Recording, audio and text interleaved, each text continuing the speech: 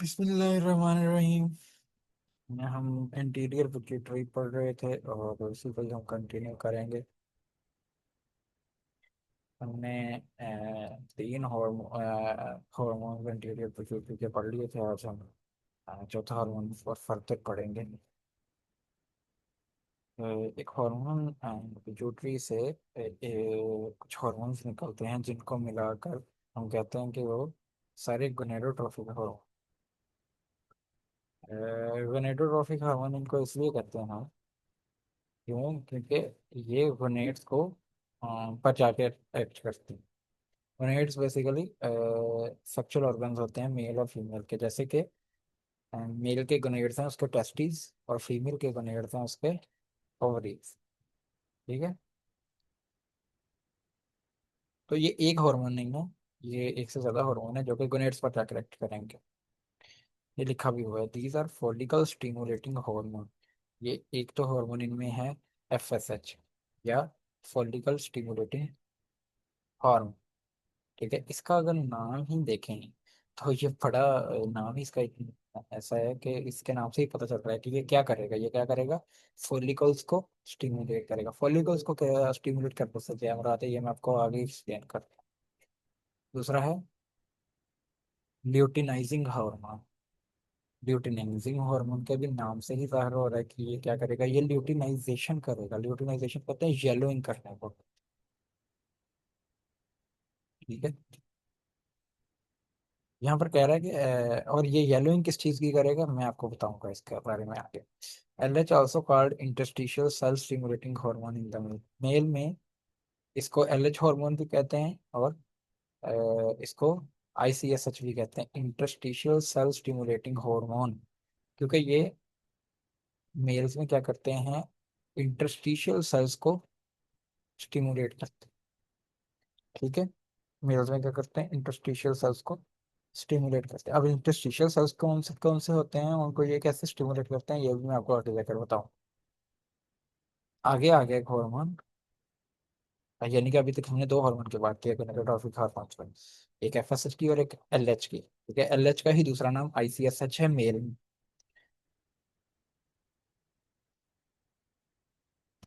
तीसरा हार्मोन आ गया प्रोलैक्टिन।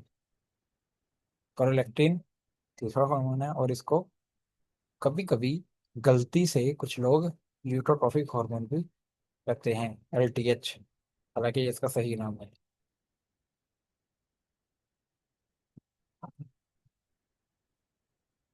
अब ये इनकी थोड़ी थोड़ी तक तफसील बताएगा, अलबत्ता इनकी तफसील आगे भी अलहदा से भी लिखी हुई है। और इनकी तफसील बहुत ज्यादा अच्छी लिखी हुई है इससे अगले चैप्टर में, जिसका नाम है रिप्रोडक्टिव सिस्टम। ठीक है। जिसमें हम ये देखेंगे कि माँ के पेट में बेसिकली रिप्रोडक्टिव सिस्टम में हम रिप्रोडक्टिव सिस्टम्स कैसे काम करते हैं मेल और फीमेल्स के, ये देखेंगे। तो अ, इनकी वहां पर बहुत अच्छी तफसील लिखी है, यहाँ उसने थोड़ा ओवरव्यू दिया है। FSH एंड LH/ICSH, ये वन लिखा हुआ है, ये बेसिकली आई है, ICSH, यानी कि FSH और LH का दूसरा नाम ICSH है तो उसने उसे स्लैश डाल के लिख दिया। ठीक है। ये देखो, ये एक ही है चीज, ये हार्मोन एक ही है। Share a common hypothalamic releasing factor. ये अच्छी बात कर रहा है कि इनका जो फैक्टर है ना वो एक ही है, जिनकी वजह से ये निकलते हैं। और वो फैक्टर क्या है? वो है गोनाडोट्रोपिन रिलीजिंग हार्मोन का।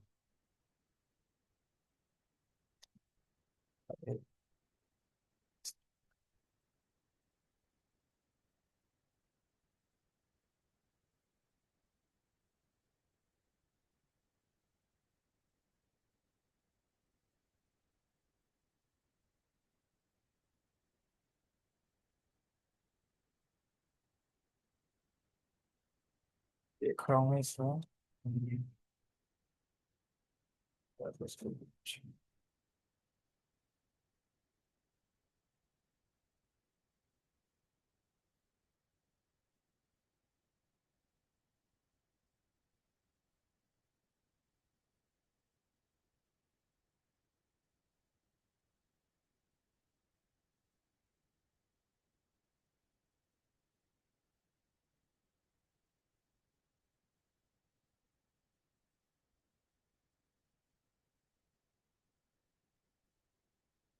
ये आपके सामने पिक्चर आई हो, आ रही हो। ये पिक्चर मैंने कल भी बड़े अच्छे से तफसीली से इसको एक्सप्लेन किया था, और इस पिक्चर को आप याद भी करना है। ठीक है। और इसमें अगर आपको इस पिक्चर में अगर हम देखें तो हमें ऊपर हाइपोथैलेमस नजर आ रहा है। तो ये देखिए कि कितना है हाइपोथैलेमस से, उसके नीचे एक स्टॉक है जिसका हम फिंगर कहते हैं, और नीचे पिट्यूटरी। अब हमने पहले भी देखा कि हाइपोथैलेमस से कुछ रिलीजिंग फैक्टर निकलते हैं, कुछ रिलीजिंग फैक्टर निकलते हैं जो कि जाकर एंटीरियर पिट्यूटरी पर एक्ट करते हैं, फिर एंटीरियर पिट्यूटरी से, सॉरी, एंटीरियर पिट्यूटरी से मुख्तलिफ हार्मोन निकलते हैं। ऐसे ही हुआ, पहले ऐसे ही हुआ था। तो कह रहा है कि जो हाइपोथैलेमस से एक हार्मोन निकलता है जिसको हम कहते हैं GRH।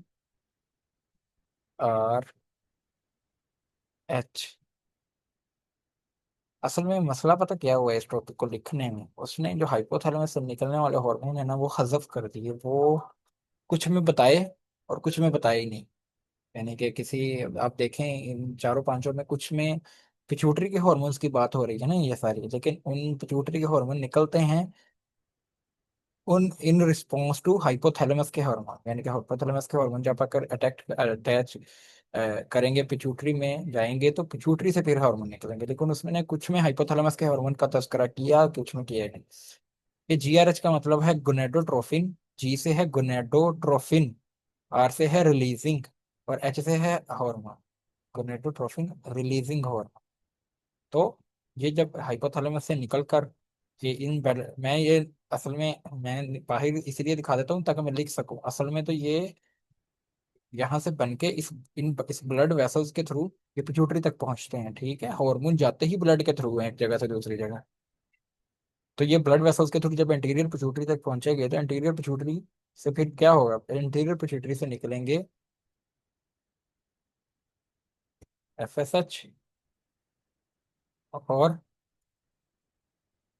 LH। ठीक है, यानी कि दोनों किस्म के हार्मोन के लिए पीछे हाइपोथैलेमस से एक ही हार्मोन आता है। ठीक है, FSH और LH के लिए एक ही हार्मोन आता है। ठीक है, इतनी समझ लगती।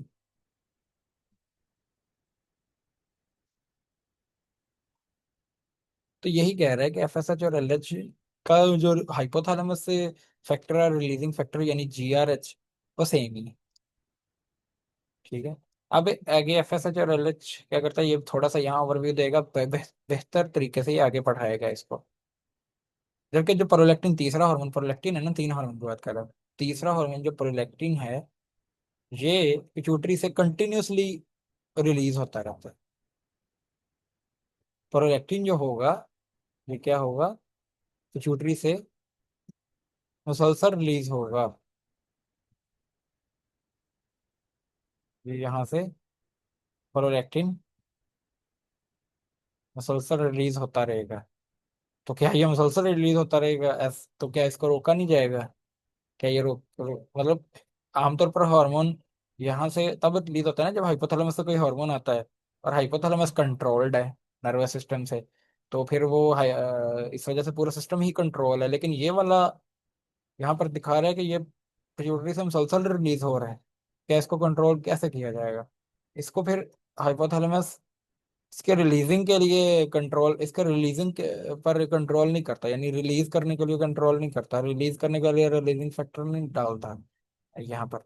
बल्कि क्या करता है, एक हार्मोन निकालता है जिसको हम कहते हैं डोपामीन। और ये डोपामीन जाकर क्या करेगा, नेगेटिव यानी कि प्रोलैक्टिन को रोक देगा, प्रोलैक्टिन निकलना रोक देगा। डोपामीन प्रोलैक्टिन निकलना रोक देगा, ये ऑपोजिट है बाकी उसे। ठीक है, ये याद रखिएगा, प्रोलैक्टिन का ये थोड़ा सा फर्क है। पर डोपामिन जब बढ़ेगा तब प्रोलैक्टिन रुक जाएगा, नहीं तो प्रोलैक्टिन निकलता रहेगा। ठीक है। और इसी वजह से ही जो दवाइयाँ साइकेट्री की कुछ दवाइयाँ हैं जो डोपामिन को कम करती हैं। साइकेट्री में ना कुछ दवाइयाँ हैं जो डोपामिन को कम करती हैं। तो इस वजह से प्रोलैक्टिन फिर बढ़ जाता है। और प्रोलैक्टिन का एक काम है कि ये ब्रेस्ट इंलार्जमेंट करवाता है प्रोलैक्टिन। ठीक है, तो इस वजह से साइकेट्री की कुछ दवाइयाँ खाने से ब्रेस्ट इंलार्जमेंट हो सकती है। ये इसका साइड इफेक्ट है। ठीक है, समझ लेकिन। अच्छा जी, यही बात कर रहे हैं। Prolactin is continuously produced from the pituitary. Prolactin continuously produce होता रहता है पिट्यूटरी से, and is inhibited by prolactin inhibiting factor. और ये इनहिबिट कैसे होता है? प्रोलैक्टिन इनहिबिटिंग फैक्टर से। प्रोलैक्टिन इनहिबिटिंग फैक्टर या हार्मोन, प्रोलैक्टिन इनहिबिटिंग हार्मोन, ये डोपामीन या डोपामीन ये सेम ही चीज है। प्रोलैक्टिन इनहिबिटिंग हार्मोन या डोपामीन एक ही चीज है। फ्रॉम द हाइपोथैलेमस, और ये कहाँ से आता है? हाइपोथैलेमस से आता है प्रोलैक्टिन इनहिबिटिंग हार्मोन। प्रोलैक्टिन क्या करता है? उसने सबसे पहले प्रोलैक्टिन का जिक्र किया थोड़ा सा। प्रोलैक्टिन क्या करता है? मिल्क प्रोडक्शन करवाता है ब्रेस्ट से, यानी कि माँ के फीमेल्स में प्रोलैक्टिन मिल्क प्रोडक्शन करवाता है। और एलएच के साथ मिलकर नीचे जैसे जैसे बताया गया है वैसे काम भी करेगा, यानी कि यहाँ पर कुछ इसका काम बताया गया है। ये एलएच के साथ भी मिलकर काम करता है। अब आया वो एफएसएच पर, कि एफएसएच का क्या काम है। मैंने पहले ही बताया कि एफएसएच का मतलब है फॉलिकल स्टिमुलेटिंग हार्मोन, के ऊपर लिखा भी हुआ है फॉलिकल स्टिमुलेट। तो ये फॉलिकल को स्टिमुलेट करेगा। ठीक है, तो फॉलिकल क्या होती है बेसिकली? मैं यही ड्रा करने की कोशिश करता हूँ। एक फीमेल में दो दो ओवरीज होती हैं इस तरह। ठीक है, फीमेल में दो ओवरीज होती हैं, एक राइट साइड पे और एक right side left side. Ovaries basically female का सेक्सुअल ऑर्गन है, यानी कि रिप्रोडक्टिव ऑर्गन है, सॉरी। यानी कि ये क्या कहते हैं इसे, यहाँ पर एग बनता है। ठीक है, फॉलिकल्स में एग बनता है, जैसे मेल्स में टेस्टिस में स्पर्म बनता है, तो फीमेल्स में ओवरीज में एग बनता है। ये मैंने दो ओवरीज बनाई हैं। ठीक है, शक्ल इनकी थोड़ी सी इससे फर्क होती है, लेकिन आप इनको ही ओवरीज समझो। इन ओवरीज में बहुत छोटी छोटी गोल गोल से अंडे से पड़े होते हैं। ठीक है, इस तरह के बहुत बहुत सारे, लाखों की तादाद में। ये मैंने बहुत सारे, मैं बहुत सारे नहीं बना सकता, लेकिन आप समझ लें कि ये ऐसे सारे भरा हुआ है ये फॉलियो। और ये ओवरी भी सारी इस तरह भरी हुई है अंडों से। ये हर अंडा जो है ये क्या है? एक फॉलिकल। ठीक है, ठीक है, ये हर अंडा क्या है? एक फॉलिकल है। ठीक है, मैं इसको बड़ा आगे, हम इस फॉलिकल को बड़ा अच्छे तरीके से भी पढ़ेंगे, अभी मैं सिर्फ ओवरव्यू दे रहा हूँ। ठीक है, और अगर मैं इस फॉलिकल को, मेरे पास मैंने गलती की, मेरे पास इसकी पिक्चर नहीं है फॉलिकल की, नहीं तो मैं आपको पिक्चर ही सिर्फ दिखाता हूँ। अगर मैं सिर्फ इस एक अंडे को ही बड़ा करके देखूँ यहाँ पर, ठीक है, तो ये अंडा इस तरह होता है, यानी कि तो मैं सिर्फ एक अंडे को ही बड़ा करके देख रहा हूँ, तो इसमें क्या होता है? साइड पर सेल्स की, ये इस तरह होता है, यानी कि इस तरह सेल्स की एक गोल गोल सा बना होता है, यानी कि इसके एक सेल की लाइन ने इसको लाइन किया होता है। ठीक है, सेल्स की लेयर ने लाइन किया होता है इसको। ठीक है, तो ये कैसा होता है फॉलिकल, ये अभी आपको इतने जानने की जरूरत नहीं, मैं आगे बहुत अच्छा पढ़ा दूंगा। लेकिन अब ये समझे कि ये फॉलिकल्स होती हैं ओवरीज में, यानी कि गोल गोल। और ये फॉलिकल्स के अंदर एग बनता है। मैं कलर चेंज करके बताना चाहता हूँ, रेड नहीं, कौन सा कलर, ग्रीन कलर करता हूँ। ये फॉलिकल के अंदर यहाँ पर एग बनता है। ठीक है, अंदर, यानी कि अगर मैंने इसी फॉलिकल को यहाँ पर बड़ा किया तो यहाँ पर दरमियान में एग बनेगा। एग, ये मैंने एग बना दिया। ठीक है, तो एफएसएच क्या करता है इस सारे में? एफएसएच का क्या रोल है? एफ चूंकि ये दोनों ओवरीज इस तरह की छोटी छोटी गेंदों से, यानी कि फॉलिकल से भरी होती हैं, बहुत सारी फॉलिकल्स होती है इधर भी और इधर भी। एफएसएच क्या करता है? एफएसएच इनमें से सिर्फ एक महीने में, एक महीने में सिर्फ एक फॉलिकल को सिलेक्ट करता है, और उसको स्टिमुलेट करता है। मतलब उसको स्टिमुलेट कर उसकी डेवलपमेंट करवाता है, और उसकी डेवलपमेंट करवा के उसके अंदर एग प्रोड्यूस होता है। बाकियों के अंदर नहीं हो रहा होता है एग प्रोड्यूस, सिर्फ एक के अंदर एग प्रोड्यूस होता है। ठीक है, एफएसएच क्या करेगा? इन सारी फॉलिकल्स में से सिर्फ एक को सिलेक्ट करेगा और उसको डेवलपमेंट करवाएगा, उसको स्टिमुलेट करेगा, और उसमें ये एग प्रोड्यूस हो गया। ठीक है, तो एफएसएच का ये काम है, इसलिए इसको कहते हैं फॉलिकल स्टिमुलेटिंग हार्मोन। अब समझ लगी होगी कि इसको फॉलिकल स्टिमुलेटिंग हार्मोन क्या कहते हैं। इसकी जितनी समझ यहाँ पर लग गई है इतनी ही काफी है। इसको हम बहुत तफसील से पढ़ेंगे, बहुत बहुत बहुत तफसील से।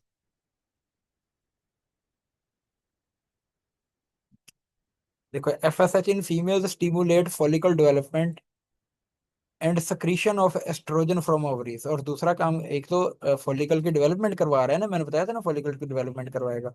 और दूसरा क्या करेगा, ये जो मैंने यहाँ पर ओवरी बनाई थी, इससे एस्ट्रोजन भी रिलीज होगा, इससे एस्ट्रोजन भी रिलीज करवाएगा ये सब। यानी कि यहाँ पर फॉलिकल थी ना बनाई, तो ये एफएसएच आएगा, यहाँ से एफएसएच आया। एक तो फॉलिकल को इसने डेवलपमेंट करवाया, और दूसरा क्या करेगा, एस्ट्रोजन भी रिलीज करवाएगा। एस्ट्रोजन भी बेसिकली आगे का हार्मोन है, जो कि एस्ट्रोजन भी एक हार्मोन है, स्टीरॉयड हार्मोन है। और ये भी आगे जाकर जिस्म के मुख्तलिफ हिस्सों पर, यानी कि ये यूट्रस वगैरह पर जाकर एक्ट करता है, ठीक है, यूट्रस पर काम करता है। यूट्रस बच्चादानी को कहते हैं, यहाँ पर बच्चा बनता है, ठीक है। ओवरीज में ये ना समझ लेना ओवरीज में बच्चा बनता है, ओवरीज में सिर्फ एग बनता है, ठीक है। हम रिप्रोडक्टिव सिस्टम पढ़ेंगे तो आपको बेहतर समझ लग जाएगी इसकी, अभी आप थोड़ा सा कंफ्यूज रहोगे। जबकि ये देखो लिखा हुआ है, एफएसएच क्या कर रहे हैं, एफएसएच फीमेल्स में स्टीम, फीमेल्स में, सिर्फ फीमेल्स की बात हो रही है अभी, क्योंकि मेल में ओवरीज नहीं होती, तो मेल में एफएसएच का ये काम नहीं है, ये बात याद रखनी। फीमेल्स में फॉलिकल डेवलपमेंट करवाता है और सेक्रीशन ऑफ एस्ट्रोजन करवाता है ओवरीज से, ठीक है जी। मेल्स में क्या करता है, ये टेस्टिस की, एक टेस्टिस के अंदर एक लेयर होती है जिसको हम कहते हैं जर्मिनल एपिथेलियम, ठीक है। उसको डेवलपमेंट करवा के उसके अंदर स्पर्म की प्रोटेक्शन कराता है, जस्ट लाइक इसी तरह ही। अगर आप इसी को ही एक टेस्टिस समझ लें अब, ठीक है, इसी को ही एक टेस्टिस समझ लें।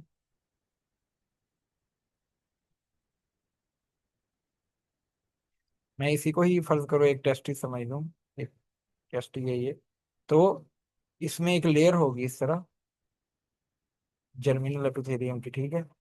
तो उसको डेवलपमेंट करवा के, ये सोचो कि ये सारी एक जर्मिनल एपिथेलियम की लेयर है गोल से। यानी कि जर्मिनल एपिथेलियम की लेयर का मतलब है कि ये सारी लेयर सेल से मिलकर बनी है, जर्मिनल एपिथेलियम के सेल से मिलकर। इनकी डेवलपमेंट करवा के इनके अंदर स्पर्म्स पैदा हो जाएंगे। स्पर्म्स लेकिन एक से बहुत ज्यादा पैदा होते हैं, ठीक है, स्पर्म्स लाखों करोड़ों की तादाद में पैदा होते हैं। एग सिर्फ एक ही बनता है, लेकिन स्पर्म ये ज्यादा। तो एफएसएच मेल फीमेल में क्या कर रहा है, फोलिकल की स्टिमुलेशन करवा के एग पैदा करवा रहा है, ठीक है। फॉलिकल की स्टिमुलेशन करवा के एग पैदा करवा रहा है, और साथ में ओवरी से एस्ट्रोजन रिलीज करवा रहा है, ठीक है। और मेल में क्या कर रहा है, जर्मिनल एपिथेलियम की मेच्योरेशन करवा के, यानी कि उनकी डेवलपमेंट करवा के उनसे स्पर्म प्रोड्यूस करवा रहा है, ठीक है। मैं दोबारा बता रहा हूँ कि इसको हम आगे भी अच्छे से पढ़ेंगे। अब एलएच की बात आ बारी आ गई। एलएच क्या करेगा, एलएच यानी ल्यूटिनाइजिंग हार्मोन। मैंने कहा था एलएच के नाम में ही ल्यूटिनाइजेशन, ल्यूटिनाइजिंग लिखा हुआ है। ल्यूटिनाइजिंग का मतलब होता है येलोइंग कर देना, किसी चीज को येलो कर देना। एक तो एलएच, एलएच जो है वो, एलओएच क्या करेगा, एलओएच कह रहा हूँ, एलएच क्या करेगा, एलएच ये मैंने ओवरी बनाई। एलएच एफएसएच के साथ मिलकर, यानी कि एफएसएच और एलएच दोनों मिलकर ओवरी से एस्ट्रोजन निकाल लेंगे, ठीक है। मैंने अभी बताया ना, एफएसएच ओवरी पर एक्ट करके एस्ट्रोजन निकाल रहा है, तो उसके इस काम में एलएच भी उसकी मदद करता है। एक तो ये इसका काम है, और इसका एक और बहुत इंपॉर्टेंट काम है, वो ये है कि